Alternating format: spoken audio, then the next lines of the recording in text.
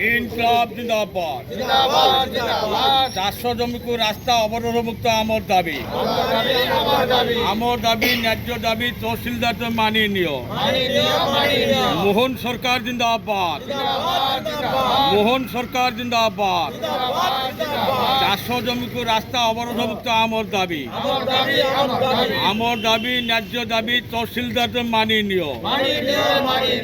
আমার চাষ জমিକୁ ରାସ୍ତା ଅବରୋଧ କରାଯାଇଛି। ଦୀର୍ଘ 17 ବର୍ଷ ହେଲା ଚାଷବାସ କରାଯାଇ ପାରୁନି। ସେଥିପାଇଁ ଆମ ସହିତ ଆଉ କେତେ ଚାଷୀ ଭାଇମାନେ ମଧ୍ୟ ସେଥିରୁ ବଞ୍ଚିତ ହେଉଛନ୍ତି ଚାଷ କାର୍ଯ୍ୟରୁ।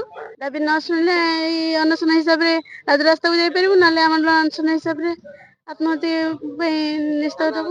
ଶୁଣନ୍ତୁ, ମୋର ଜାଣିବା ଭିତରେ ଯୋଉ ଚାଷୀମାନେ ଆସିକି ମୋ ସାଙ୍ଗରେ କଣ୍ଟାକ୍ଟ କରିଥିଲେ କିମ୍ବା ଅଭିଯୋଗ ପତ୍ର ଜଣାଉଥିଲେ ଏବଂ ମୋଠୁ ପରାମର୍ଶ ନେଇଥିଲେ, ଏଇଟା ଯୋଉ ଚାଷ ଜମି ରହିଛି ଚାଷୀମାନଙ୍କର, କାହାର 3 ଏକର ଅଛି, କାହାର ଏକର ଅଛି, କାହାର 1.5 ଏକର ଅଛି, ପଲ୍ଟନ ପୋଖରୀ ତଳେ ତାଙ୍କର ସବୁ ଜମି ରହିଛି।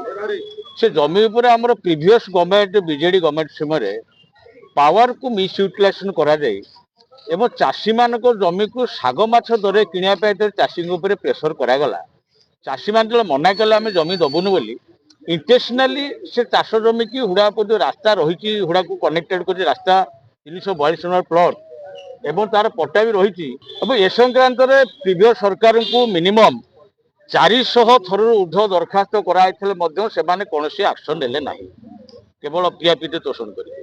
ବର୍ତ୍ତମାନ ଆମେ ବି ଗଭର୍ଣ୍ଣମେଣ୍ଟକୁ ଜଣେଇଛୁ। ତେଣୁ ଘଟଣା ହେଉଛି କ'ଣ, ସେ ଯେଉଁ କମ୍ୟୁନିଟି ଘର କରାଯାଇଛି, ସେ କମ୍ୟୁନିଟି ଘର କୌଣସି ଲୋକଙ୍କ ଉପକାରରେ ଆସୁନି, କେବଳ ରାତିରେ ମଦ ଫଦ ପିଇବା ପାଇଁ ଯାହା କାମରେ ଆସୁଛି। ତେଣୁ ଗୋଟେ ଚାଷୀମାନଙ୍କର ବୃହତ୍ତର ସ୍ୱାର୍ଥ ଦୃଷ୍ଟିରୁ ଏ ଚାଷ ଜମି ନିଶ୍ଚିତ ରୂପେ ଅବରୋଧ ମୁକ୍ତ ହେବା ଦରକାର। ମୁଁ ଆପଣଙ୍କର ମିଡ଼ିଆ ମାଧ୍ୟମରେ ମାନ୍ୟବର ମୁଖ୍ୟମନ୍ତ୍ରୀ, ମାନ୍ୟବର ରାଜସ୍ୱ ମନ୍ତ୍ରୀଙ୍କୁ ଅନୁରୋଧ ରଖିବି, ଯେହେତୁ ଡବଲ ଇଞ୍ଜିନ୍ ସରକାର ଅଛି, ଏମାନେ ସବୁ ଆପଣମାନଙ୍କର ଚାଷୀ, ସେ ଚାଷ ଜମିକୁ ଥିବା ରାସ୍ତା ନକ୍ସାଂଶ ରାସ୍ତାକୁ ଅବରୋଧ ମୁକ୍ତ କରାଗଲେ ଚାଷୀମାନେ ଚିରଉପ୍ତ ହେବେ। ବିଲକୁ ରାସ୍ତା ଛାଡ଼ୁନାହାନ୍ତି, ବିଲ ଚାଷ ହେଇପାରୁନି, 16 ବର୍ଷ ବସିଛି, ବହୁତ କଲବଲ କରୁଛନ୍ତି। ହାକିମଙ୍କୁ ମୋର ଅନୁରୋଧ କରିବା କଥା, ନିଜେ ଦେଖନ୍ତୁ, ଇନକ୍ୱାରି କରନ୍ତୁ ପ୍ରକୃତରେ ରାସ୍ତା ବନ୍ଦ ହେଇଛି ନା ନାହିଁ। ମୋତେ ରାସ୍ତା ନ ଦେଲେ ମୁଁ ବିଲ ଚାଷ କରିବି କେମିତି? ମୁଁ ତ କିଣିଥିଲି, ମୋ ବାପ ବିଲ କିଣା ହେଇଥିଲା ଆଉ ଚାଷ ହବା ପାଇଁ। ଚାଷ ତ ହଉନି, ନେଇ ବସିଛି ଆଉ।